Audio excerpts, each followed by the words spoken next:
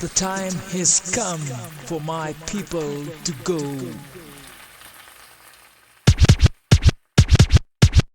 I'm not a queen, I'm a servant of the people. I'm not a king, I'm a servant of the people. It's what the people demand, and we gonna keep fighting till we get that land. I'm not a queen, I'm a servant of the people. I'm not a king, I'm a servant of the people. It's time to rise, to get what we want, we got to organize.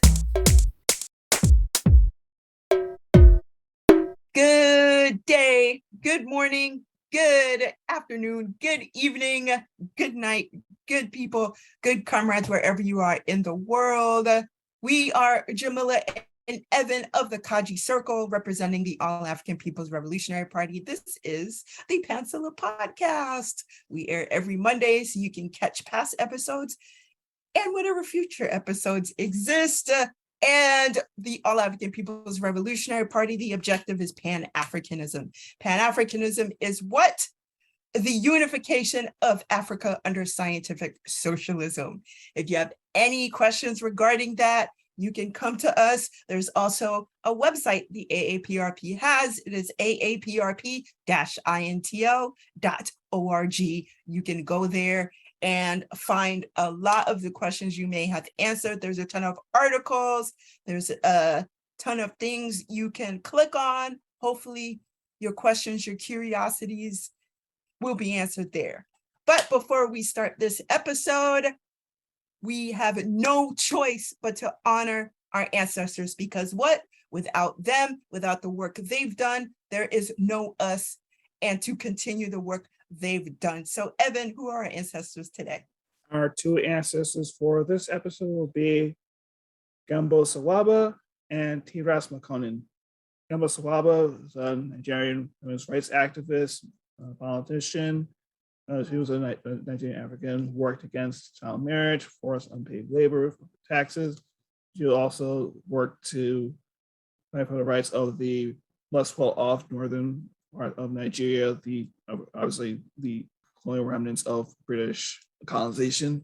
That she worked for the rights of northern Nigerians to get the larger piece of the pie and make sure that they have representation.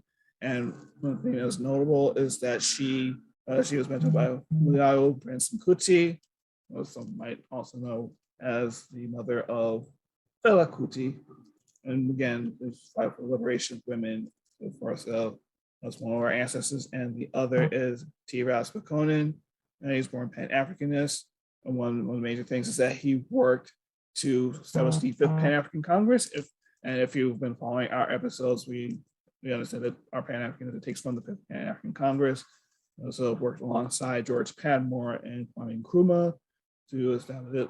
And he also worked to enlighten the world about the treachery of the Italian recolonization of Ethiopia during the 1930s by the fascist Italian government. And he worked in the Caribbean, in the United States, in Europe, and of course on the continent. So those are the two ancestors that we like to honor. And we're going to transition to the topic of our episode, which is about... Yeah, the topic, what's this month? Pride Month, right? I mean, I think that people who are marginalized communities celebrate these sorts of days and months outside of what capitalism has established as these months, but we are going to talk about that. Yeah, it's Pride Month, whatever that means. But yeah, we're addressing rainbow capitalism, pink washing, and all of that. So in case you are not aware, we're going to describe and or define rainbow capitalism and pink washing. And I guess rainbow capitalism just basically means that capitalism is, and as we all know from capitalism, is that no matter what he does, whether it's about what do you think about women's rights, what do you think about African rights or rights of as indigenous people and so forth, that it'll use anything and everything to make a profit. And in the case of rainbow capitalism, it'll use the language or representation of LGBTQ plus folks of the community to make themselves more amenable to getting that almighty dollar, euro, yen, whatever currency you're talking about. So you'll see obviously, especially in June, you'll see a lot of companies with the rainbow colors, like in their logo, in their marketing, and say, hey, we have like we'll have some gay celebrities, we'll have some trans activists, we'll have these people. You don't fit the cis heteropatriarchal so-called norm. Hey, that's fine. You can still buy from us. You can still work your way up the corporate ladder. You can still like consume all this. Yeah, but that's fine. And then they'll say, oh, we're contributing to this charity, we're going to this philanthropist and so forth. So it's basically there just to make stuff look better. You see it, and it's like another thing, like using the red, black, and green during February. You see like pink in March, or really breast cancer awareness and all these other things. So it's just there to it makes itself look better, even though they have a lot of corporations and governments to support the at very worst anti-trans, anti-gay, anti-lesbian policies and such, despite that marketing. So you gotta watch out for that. Absolutely. And pink washing is in that same vein. It does have a little bit more of a geopolitical consequence. So the biggest example of pink washing would be Israel in this more modern time. So there's a lot of articles, a lot of campaigns discussing how Israel is the LGBTQ plus mecca of the Middle East. However, got some stolen land going on. So to cover up the conditions of Palestinians, to cover up everything that's going on, to cover up the brutality by the IDF, the Israeli Defense Forces, to cover up the absolute cutting of olive trees, whatever it is, reducing or minimizing or absolutely obliterating any access to medical materials, etc. So all these conditions of Palestinians are being obscured by the fact that Israel's a gay mecca. And there's actually an article that talks about how Israel is this gay mecca for Palestinians. So I'm not going to read the whole thing, but this is from Forward, Jewish independent nonprofit. So that's for gay Palestinians, Tel Aviv is Mecca. Al-Faita, which calls itself the principal international organization promoting the rights of lesbian, gay, bisexual, and transgender Arabs, is located not in Beirut or Cairo, but in Washington, D.C. And no wonder the international movement for the rights of lesbian, gay, bisexual, and transgender people hardly exists inside the Muslim world. Arab human rights organizations sometimes advocate for gay rights, but they do so sotto voce. In fact, the only country in the Middle East in which gay people may safely leave the closet is Israel, which is why for gay Palestinians, Tel Aviv is Mecca. So what it's not telling you in articles like this is that Palestinians don't have voting rights in certain areas in Israel. So there's that. Like if you go back to certain parts of Palestine, you can't go back to Israel. So they're not discussing these things. It's just like, well, gay Mecca, gay Mecca, gay Mecca. So of course there's Zionists like Alan Dershowitz. You might have heard that name. He was one of the people who repped O.J. Simpson. He recently wrote an article speaking about why he defended people like Jeffrey Epstein. And so I'm going to read a little bit of that. So he says, this is not the first time in my long career as a defense attorney that this has happened. In my first major case, I defended a member of the Jewish Defense League for making a smoke bomb that killed a Jewish woman from a wealthy family. I won the case, but as I wrote in my book, The Best Defense, the family refused to contribute further to Harvard Law School unless I was fired. The law school refused and all contributions ended. He talked about O.J. Simpson here, and he says, I get my inspiration from the biblical Abraham, who defended the sinners of Sodom, John Adams, who defended the British soldiers accused of the Boston Massacre, Abraham Lincoln, who defended numerous controversial clients, some guilty, some not guilty, and my friend and mentor, Leonard Bodine, who hated communists during the McCarthy period. And he ends with, in other words, I defend the guilty in order to protect not only them, but in order to assure that innocent people are not brought to trial and put through the personal agony that such a legal process entails. If criminal defense lawyers were to refuse to zealously defend the guilty, then more and more innocent people would be brought to trial. Being a criminal defense lawyer, particularly a successful one, is not the way to popularity, but it is the way to just a system of law. So, yes, I totally understand that if you believe in the people should have access to a jury of their peers and all that, if you really do believe in that sort of thing in regards to the US, fine. But my choice to defend Jeffrey Epstein, it's like, excuse me. So that's coming from Zionists like Alan Dershowitz.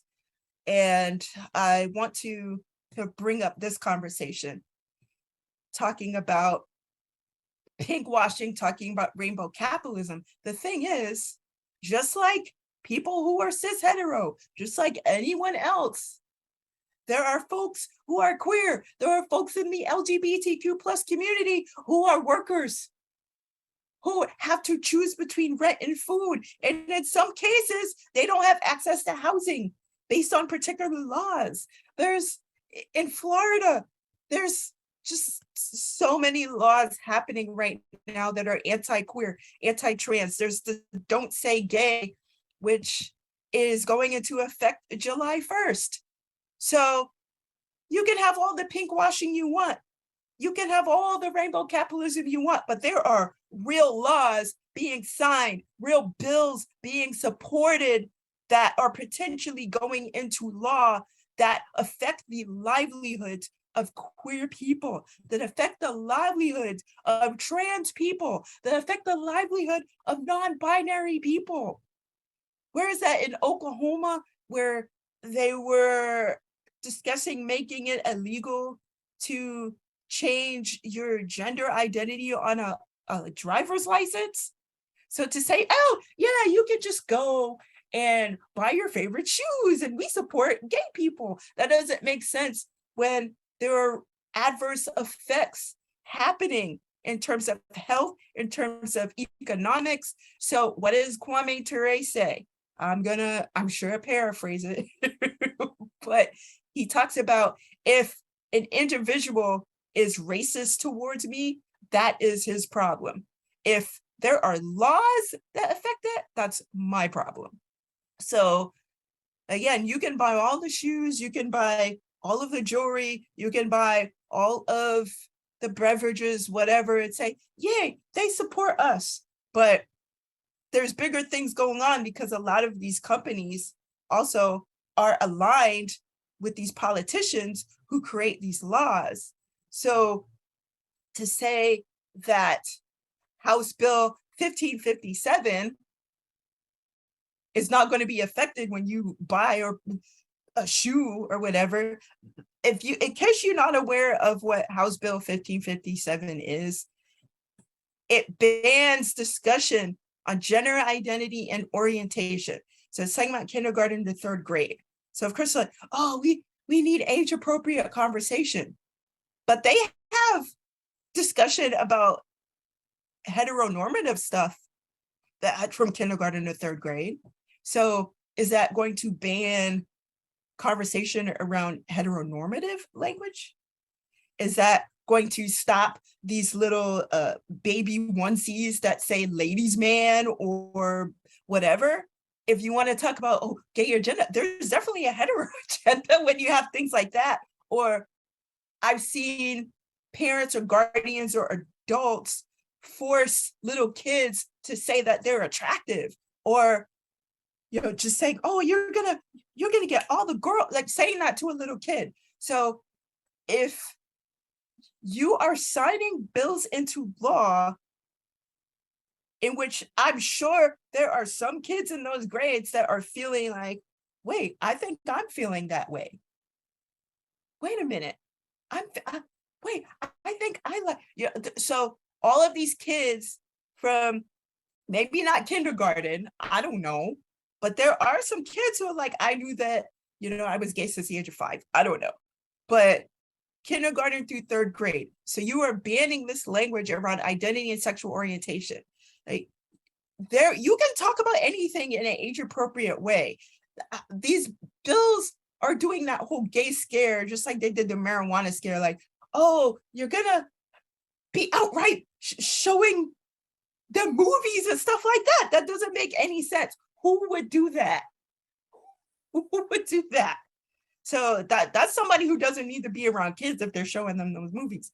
However, more and more kids of younger ages are being exposed to a lot of these things. So talking about consent, talking about feelings, talking about all of these things, which kids could be feeling in age appropriate ways, I don't think there's anything wrong with that. If you can talk, again, about heteronormative things. So again, we're talking about heteronormative in by means of orientation. If you can talk about gender identity in those same age appropriate ways, why are you banning language around non-heteronormative things that are also potentially, if it wasn't banned, age appropriate? So it says that kindergarten through third grade, if it's not deemed age or developmentally appropriate. What does that mean? So guidance issued by the Florida Department of Education. This is from WLRN. Says the classroom instruction clause won't go into effect in higher grades. Okay? Higher grades until the department defines what's appropriate. So again, kids are talking about sex in 1st grade. Come on, let's not get that twisted. Kids are talking about that stuff. Kids are talking about this stuff in 5th, 6th grade. I know kids are talking about that because I experienced it. Kids are talking about this stuff younger and younger. So, people play doc, all of these things. Kids are doing that. So if you're not talking about consent, if you're not talking about these things in age appropriate ways, kids are going to get that from somewhere, and it could be dangerous. It says it takes effect on July 1st of this year, only for kindergarten through grade 3. For other grades, it takes effect only after the Florida Department of Education develops rules or guidance for age appropriate and developmentally appropriate instruction. What does that mean? So, of course, students are protesting, don't say gay, correctly so, because there's queer students. So you're assuming from the jump that everybody's hetero, which is very bad to do. And so you were leaving a bunch of kids out, kids who, again, are feeling isolated in a heteronormative society. Now we're going to further feel isolated because they can't talk about their experience or their feelings in school. How do you talk about consent? What do people say? They don't use the word consent, but they say, hey, you ask your classmate if it's okay to use that toy. Or what do families say to each other? They have different names for body parts or whatever. So when you're talking about feelings and orientation, you can use the same exact methods. You don't have to use the direct language. Again, it's age appropriate. So don't say gay. These laws around making it illegal, or these bills around making it illegal to alter, change your identity in accordance to the gender you identify with, to think that capitalism is going to alleviate that, or buying a bag is going to alleviate the larger structural issues of oppression. Are you kidding me? So my TED Talk number 1 is over. What say you, Evan? Yeah, and I know one thing that sort of struck me is that why it's like grade 3 we can't do it, but grade 4, okay, that's fine, or we have to review that. This is very interesting cutoff point. And another one, that even if you're talking about like body positivity, or like the fact that, or the use of like plastic surgery or anything, or surgery or anything like that, this might cause, like, this just put more money in their pocket. I don't think they care about any sort of the racket of you hear about it, oh, they're just mutilating young kids' bodies and they're doing this, and let's do something about like circumcision. So like takes one, I think it happens with a lot of conservative right-wing points that they'll take one problem, like some issue with this like capitalist imperial system that might seem like it seem reasonable, but it's from a totally different, totally idealistic point of view. Like this is an issue of putting more and more money into coffers of surgeons for this, but it's not out of any concern about. But you want to talk about like socializing? Oh, we can't do that as socialism or anything, or of like this of like bodily consent, or like you see all this like a lot during like COVID about like, yeah, there's a concern about vaccine, but at the same time, it's not about making sure that there is like sort of like real accountability for pharmaceutical corporations. It's just more about some idealism about freedom.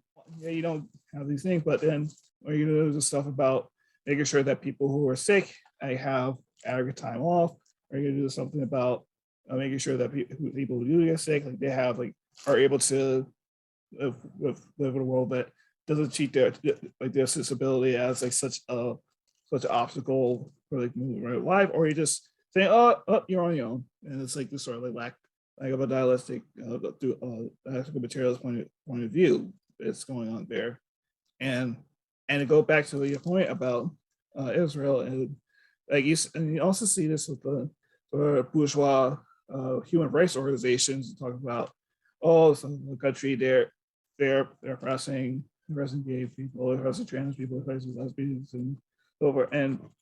But it's not. But it does so without going a lot. In many cases, a lot of laws come from either from various like European colonization, especially against like British colonization, or they come from missionaries that are coming over and all these like ultra conservative points of view on gender and race and so forth, and then you're putting all that blame on the people in the global south for like, oh, how dare you not have this point of view.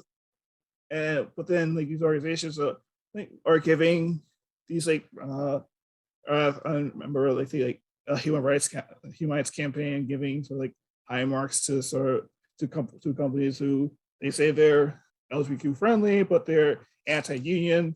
They like they're arms manufacturers, they're like large hedge fund companies, or asset management firms, or environmentally unfriendly corporations. And he's like, yeah, but they have a gay CEO. They're cool.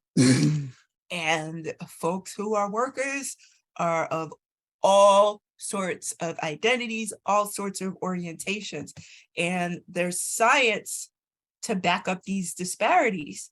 So the National Library of Medicine, this is a GOV website, .gov. So it's talking about social, economic, and health disparities among LGBT older adults. And so you can also talk about these disparities of younger people. This report is about older folks, though. So it talks about social determinants of health are defined as a range of personal, social, economic, and environmental factors that contribute to individual and population health, recognizing that poor health outcomes often are made worse by the interaction between individuals and their social and physical environment. LGBTQ older adults face health inequity and disparities similar to other populations of older adults who are disadvantaged due to income, education level, and racial and ethnic background. Recent research has shown significant and important differences not only between LGBT older adults and their heterosexual peers, but also between subgroups of the LGBT populace that are often classified together in research, service delivery, and policy analysis. So I think that's actually a good point, because we're going to talk about sort of Black nationalism or even folks who claim Pan-Africanism, having a lot of complaints regarding the terms POC. So when people say, no, you can't include Africans in POC because there's a ton of anti-African POC or whatever. So when people say POC, it does get lumped together. But even in those communities, there are different material needs. So you cannot lump all marginalized people together. I think this argument talking about you can't, or this report, I should say, is talking about, yes, there are similar factors in disparities in elders in general, but then you have to narrow it down to specific disparities between cis elders and hetero elders, and then folks in the LGBT community. But then, even in that, there's folks who are non-binary, there's folks who, all of this thing. So even just, they're saying, yeah, there are even further disparities that don't get reported because LGBT folks just get lumped together. So I think that is a very good point in this report. And it talks about several studies have examined the health and well-being of LGBT, lesbian, gay, bisexual, older adults in comparison to their heterosexual peers, and identified important differences, such as higher rates of poor mental health, smoking, and limitations of activities of daily living. Those same studies have found higher rates of health risk behaviors, including excessive drinking, among lesbian and bisexual women as compared to their heterosexual peers. Research has also found important economic disparities between LGBT older adults and their heterosexual counterparts, and subgroups within the LGBT older adult population, including those who identify as bisexual, transgender, older than age 80, and living with HIV infections, may be at a greater risk for economic insecurity and a subsequent impact on health and healthcare access, which contributes further to health disparities. So there is a report on this. So you read it if you want more information. But going back to the identification aspect. So when you go to get a job, they ask for your ID. If your identity does not match with what's on the card, you are less apt to get jobs. You are less apt to get housing. You are less apt to get medical care. So these are the disparities that exist for many people who are queer, many people who are trans, many people who are non-binary. And so there are laws in particular states in the US that prevent your ID from getting changed in accordance to how you identify. So to think that you can just buy away your oppression, or a company thinks like, as you mentioned, there's a gay CEO, that doesn't account for the actual laws being created. It doesn't account for the environmental effects of folks in other countries. So people also, getting to even gender oppression. People mention, well, women, the Taliban, they totally attack women. And yes, all these things can be true, but you have to look at the history of the foundation of the Taliban, because you have the US government to thank for the supply of weapons and intelligence to Mujahideen, because we got to fight the Russians. It's all about the Russians. We got to fight the Russians. And so they do supply weapons, supplied intelligence to the Mujahideen in a way that built to the Taliban, because it's like, well, now we have a further enemy. So it's the same thing with ISIS and all of these things. So you could talk all day about how these particular forces are oppressive to women and queer people, but you have to look at the foundation of how these things were able to be built. So the same thing that you're seeing in Ukraine. So people are talking about, oh, no, all these people being good. But when the US supported ousting a democratically elected government, and you had these oppressive forces supported by the US, queer people were also getting attacked. Communists were getting attacked. All of these people who were marginalized in one way or another under Ukraine government were getting attacked, were getting murdered. But who cared about that? Right now, it's like we got to do with the Russians.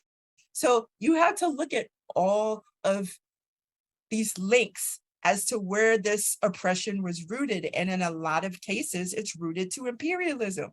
And so now we can discuss the roots of queer organization, or queer activism, and anti-imperialism, anti-capitalism, anti-police terrorism, because there's a connection there. So when people are talking about Pride Month, those things get left out. Of course, corporations are going to leave that out.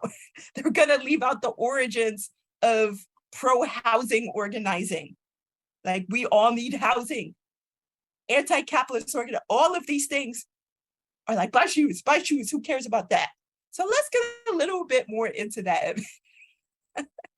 And if you think about the Stonewall riots or rebellion, whichever term we refer, leading figures within that they're anti-capitalist, they're anti-imperialist, they're fighting against the police. It's honestly like how often like capitalism has to do this to like keep itself relevant, to keep itself like overcoming its contradictions, to use something where like Star or you think about like among us, Mark B. Johnson, Sylvia Rivera, like they're clear about like no, like we're not about capitalism.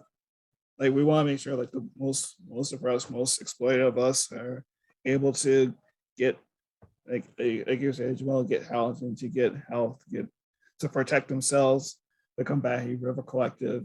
They're building upon the analysis of Claudia Jones and about understanding the relationship between race, like race and nation, class and gender, and land analysis. And again, you don't hear much about that. Like you have to remember that, like you might, and even if you do hear about combating collective, you might hear about them in relation to Black feminism, but you don't hear about the fact they're also socialists. The removal of the revolutionary aspect of it, and also so many of some of the ancestors that we've either honored or discussed like during long periods, putting in the African liberation struggle. You think about Langston Hughes and Paul McKay, Calvin Cohen, Lorraine Hansberry, James Baldwin, Audre Lorde, and not to mention some of the Africans within on the continent or elsewhere who maybe they don't identify as like in contemporary terms with the LGBTQ community, but they certainly were some people who certainly been who like push against sort of like the Western version of like heteronormativity. And we have to keep in remember that these two things, like saying it's like bringing up your liberation, is like somehow like antithetical to Pan-Africanism or Aboriginalism. No. Gotta read that history. Yeah. Well, there's also the connection to things I think about. And you mentioned STAR. So STAR, the Street Transvestite Action Revolutionaries, there was a connection with the Young Lords. And so there's a lot of working together with organizations because they understood there was a larger enemy. And you talk, before I get into that, you were mentioning language a little bit. People might have used a language people don't use today. So of course, transvestite is a word that is very objectionable to folks who are trans, but that is the language they had. That doesn't mean the work is any less important. It's not a word that I use at all unless talking about STAR, but even then, just like how people do today, people did take those words they knew that were offensive or made to use harm. They use it. Okay, we'll take those words and do the work we need to do. But there are organizations like STAR who worked with the Young Lords because they understood the larger context of oppression. You had, when disabled folks were fighting for representation, you had the Panthers come and give food when they're on the Capitol steps. They're like, okay, you need food, we'll give you food, we'll give you clothes. There were the Gray Panthers. There were queer organizations that were like, oh, people understood. Hey, there's disabled folks in the Panthers. There's queer disabled people. There's queer elders. So of course, all of those things are connected. But again, people aren't like, oh, maybe there's queer elders or whatever. People understood, again, it's not just about who they know. It's not just about the possibility of who they could know. It's the fact that there is a larger oppressor, a larger systemic oppressor that affects us all. That is what people are thinking about when you have two different ideological organizations. They're like, oh, they may not have queer representation as a primary part of their ideology, but they understand that there's a larger enemy. And for us to be like, oh, you're queer, or whatever. And even the speech Huey Newton gave in 1970 also discuss, like, if we're really going to talk about oppression, we have to include queer people in that. Like, we can't just be like, well, we as Africans are facing oppression. It's like, that doesn't make any sense. So even someone like Huey Newton had to think about the contradictions that he faced within himself and within the Panthers. So all of these connections need to be made. And to say that, well, no, we don't deal with that. You know, we have larger things to deal with as African people. Are African people not queer? Are African people not facing housing discrimination? Are they not facing educational discrimination? Are they not facing political discrimination and inequities? So the same thing, it's like, well, we can't deal with the gender thing. It's like, we're all Africans for it. That doesn't make sense, because there's intersections of oppression within larger structures of oppression. So that also goes with queer people. That goes with folks of marginalized genders. That goes with all sorts of things. So this should be looked at in the same way. And another way, especially in regards to the idea of like police violence, police terror, is that when we talk about the main organizers and radical scholars and made the point of tying between the fact of our Africanness and as far as gender, as well as gender and gender identity, that there's like a mark, sort of like a mark for destruction, a mark for like targeting if you're African, and especially if you're African.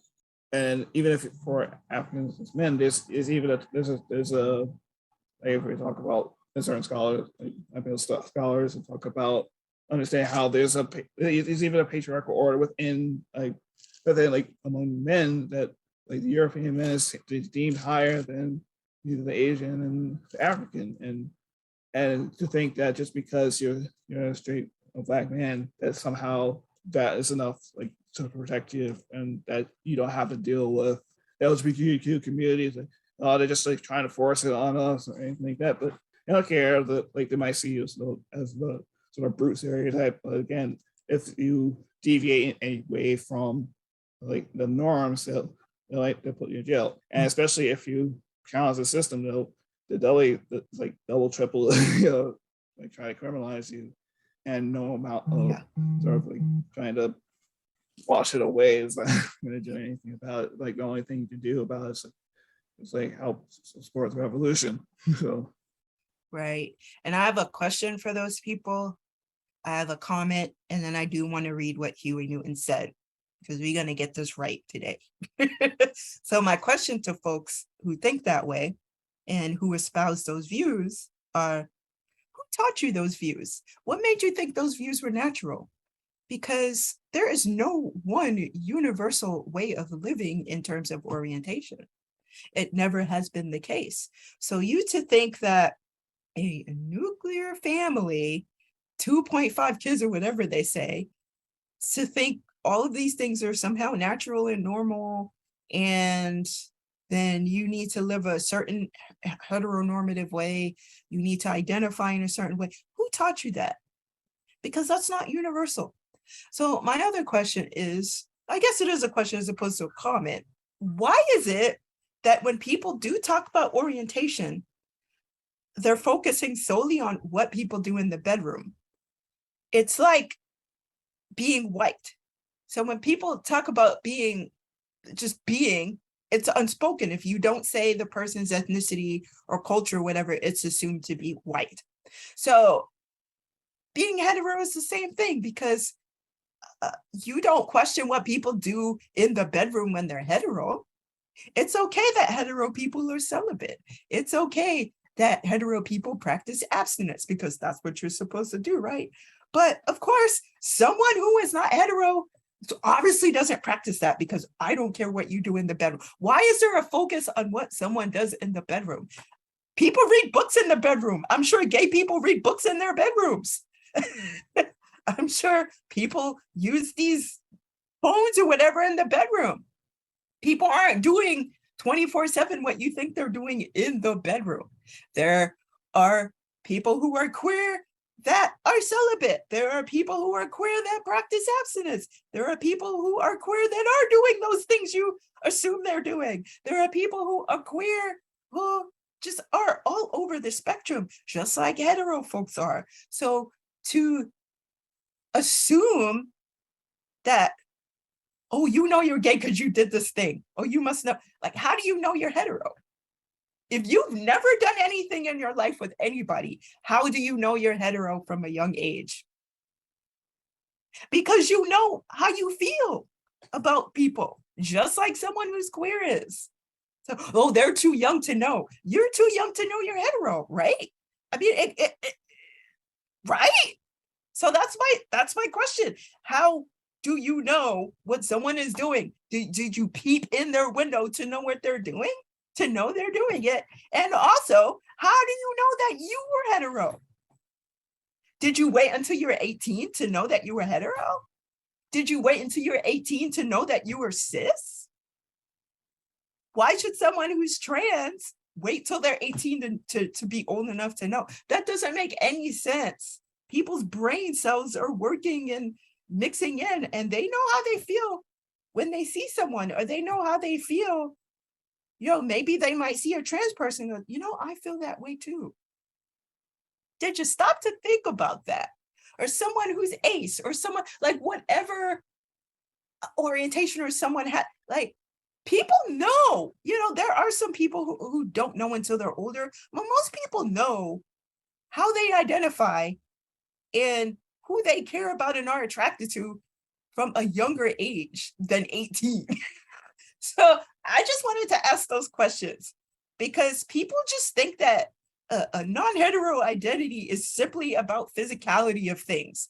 There's emotions to whatever orientation you are. There's emotions around that. It's like it's not all physical for anybody. So there's just questions people need to ask themselves. And so with that, I do want to read what Huey Newton said. I'm not going to read the whole thing. Maybe I will. I don't know. We'll see where it goes. So he says, during the past few years, strong movements have developed among women and among homosexuals seeking their liberation. There has been some uncertainty about how to relate to these movements. Whatever your personal opinions and your insecurities about homosexuality and the various liberation movements among homosexuals and women, and I speak of homosexuals and women as oppressed groups, we should try to unite with them in a revolutionary fashion.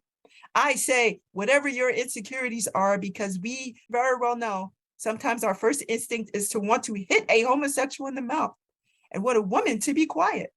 We want to hit a homosexual in the mouth because we are afraid that we might be homosexual. And we want to hit the woman or shut her up because we are afraid that she might castrate us or take the nuts that we might not have to start with. We must gain security in ourselves and therefore have respect and feeling for all oppressed people. We must not use the racist attitude that the white racists use against our people because they are Black and poor.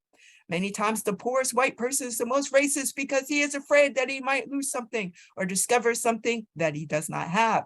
So you're some kind of threat to him. The kind of psychology in operation when we view oppressed people and when we are angry with them because their particular kind of behavior or their particular kind of deviation from the established norm. Remember, we have not established a revolutionary value system.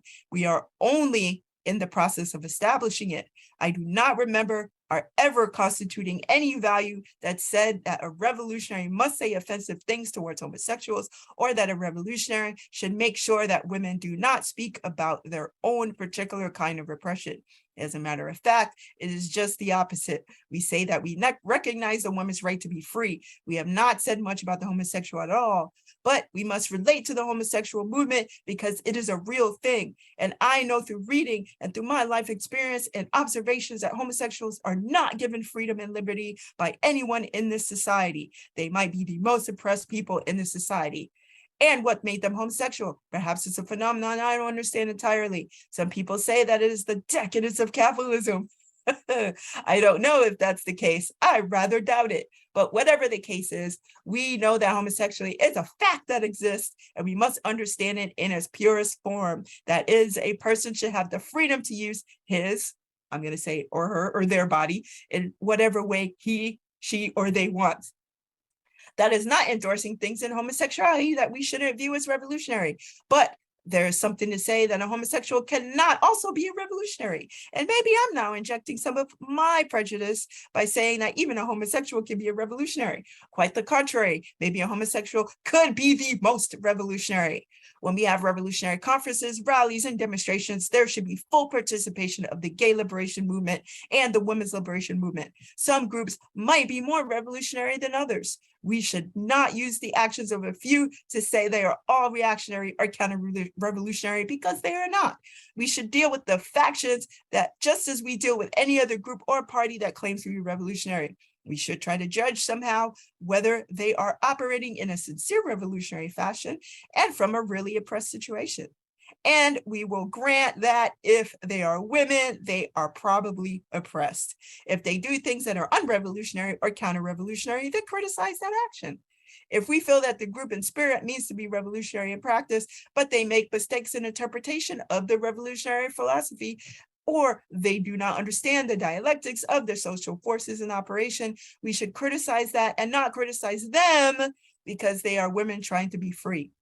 And the same is true for homosexuals. We should never say a whole movement is dishonest when in fact they are trying to be honest. They are just making honest mistakes. Friends are allowed to make mistakes. The enemy is not allowed to make mistakes because his whole existence is a mistake and we suffer from it.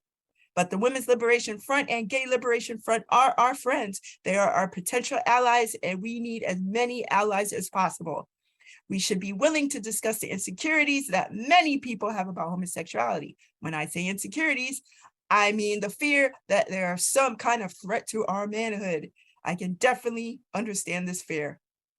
I put definitely, he said I can understand this fear. Because of the long conditioning process, which builds insecurity in the American male, I would say people in America. Homosexuality might produce certain hangups in us. I have hangups myself about male homosexuality, but on the other hand, I have no hangups about female homosexuality, and that is a phenomenon in itself. I think it's probably because male homosexuality is a threat to me and female homosexuality is not. We should be careful about using those terms that might turn our friends off. The terms F word and punk should be deleted from our vocabulary, and especially we should not attach names normally designed for homosexuals to men who are enemies of the people, such as Nixon or John Mitchell. Homosexuals are not enemies of the people. We should try to form a working coalition with the gay liberation and women's liberation groups. We must always handle social forces in the most appropriate manner. So I guess I did read the whole speech, but I think it is crucial to look at the nuances of the speech. He is talking about self-criticism here. He is talking about collective criticism. He is talking about dialectics. There's a lot of concepts that we discuss on this program that he is discussing in this speech, and is really important to understand systems, to focus on individuals or marginalized groups as the enemy with totally ignoring the actual enemy. This is what Huey Newton is addressing in 1970, I should say. It's always fascinating. One of the things that we talk about for the A-APRP is that you always looking for the old and the new and the old. And I think that somehow, like the issue of like gender oppressed people, of orientation oppressed people, somehow, so it's like brand new thing. It is like, again, like it's ridiculous. It's like this stuff is talked about in 1970, and it's stuff that's been talked about long before. We talked about some of the elders, some of the organizations part of it. That, and even if they, and it was the case, they might not talk about it in the same way or use the same language. You say that again, you have to keep on looking and say that they're trying to hide this history from you and trying to commodify it. You have to look at history and say, hey, no, we know there's power there. We know that we want to be truly liberated. We have to tear this burning thing down and build something better.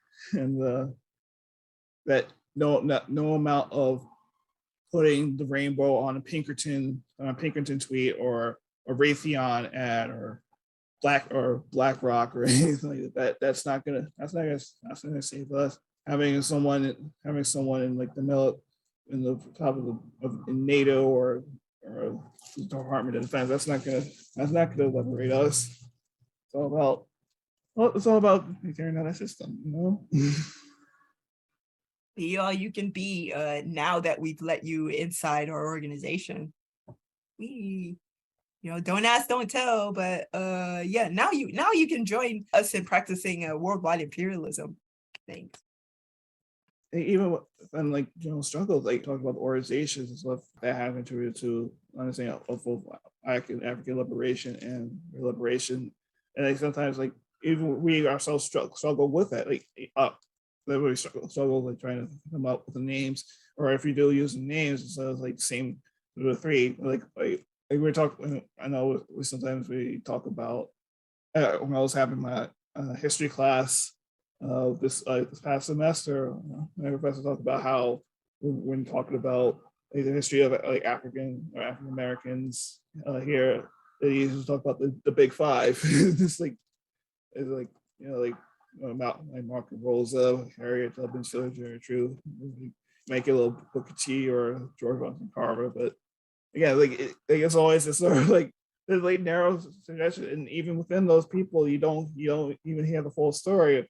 You don't hear about like Martin Luther King and it's like anti-war stuff, or there's like anti-Catholic stuff. You don't hear about Rosa Parks and her working against apartheid or work against like violence against women, or like the fullness of like Harriet Tubman and like, her relationship with like other workers in the Underground Railroad and so forth. So and it's also bring out another point about as we talk about the Quebec River Collective and the relation between how they had that sort of the nation class gender analysis is what always done me is when I think about how one of the people who was a part of the Quebec River Collective is married to the former mayor of New York City. And I don't know if that's like the perfect example of how things get sort of go from the liberation aspect to like liberate capitalism or anything, but I don't know.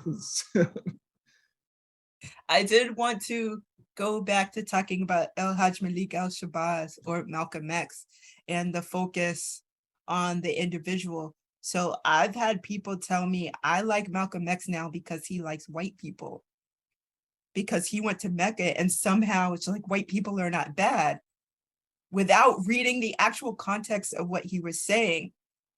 He said, yeah, I saw as an individual, as a Muslim, that people come together under the name of Islam. But I know when I come back to the snakes, that white supremacist system is going to surpass anything I've experienced under one people of Islam. So Malcolm X always focused on systems. He even talked about, I'll work with folks, I don't care whoever they are, as long as they're working towards the same goals of fighting the system. So to say, oh yeah, I had this revelation, and now I'm like, that's not what he was saying, even in that segment that people are talking about. He was addressing the system. He always addressed the system. Even he addressed Islam as a system, under a particular system of values. So to say, yeah, here's this guy, he took this trip or whatever, and now that's such a misappropriation of information, if I ever read or heard misappropriation of information. So the same thing when it comes to orientation, when it comes to gender identity, you have to look at systems. It can't be like what Huey Newton was talking about, where, yeah, you may have had some bad dealings with one gay dude, but that doesn't mean that gay people are any less oppressed. Like, we have to look at systems. The same system that's oppressing you is oppressing women, is oppressing marginalized gender folks, is oppressing LGBTQ folks. And we have to understand that. And we have to work together to make sure this system does not oppress us anymore, which means getting rid of the system.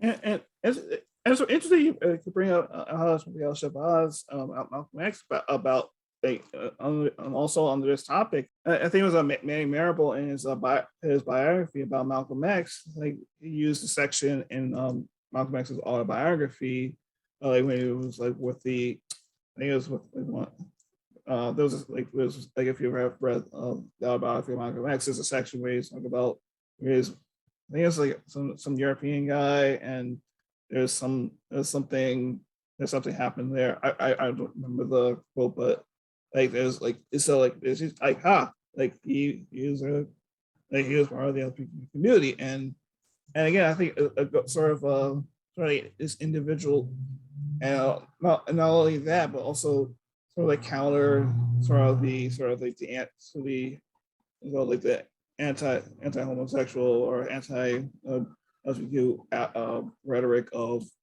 others, of ancient Islam in particular, or even like Islam generally, and sort of use that sort of a contradiction. And it's just like, again, it's like a focus on individual, or like some people use that against him, or bring up whether he wasn't, like he was still fine, or like, again, it's like systemic issues, and maybe, and I don't know if I was at all of Malcolm's works or speeches, but maybe if like there was like a change in that aspect, that he probably could have come to the same conclusion that Huey Newton came to as well, that like, whether I am or not, or like as long as you fight for that struggle, you're down, and sort of like focusing someone but like almost like into those like gossip about him.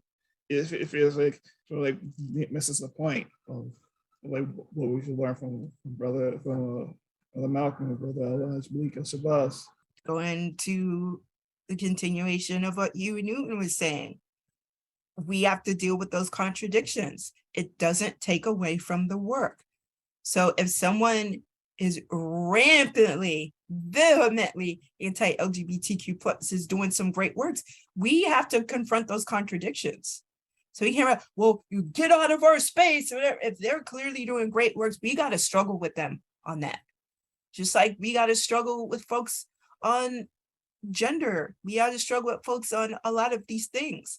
And we don't isolate people because you are rejecting any potential or future revolutionaries if you're like, oh, you don't agree with me on gender or homosexual, whatever, so I can't work with you. It says, you know how many people that we would not work with if we were like that?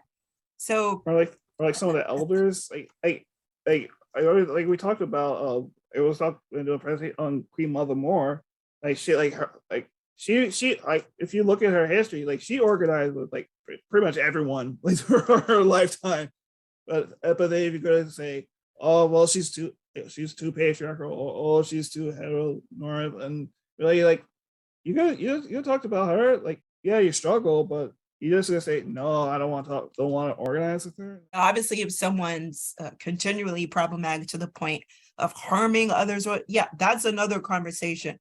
But someone who's really doing work, we have to struggle with these contradictions. There's no way we can get around that, and that is how we do this work, because we all have contradictions, either to the smallest degree or the largest degree.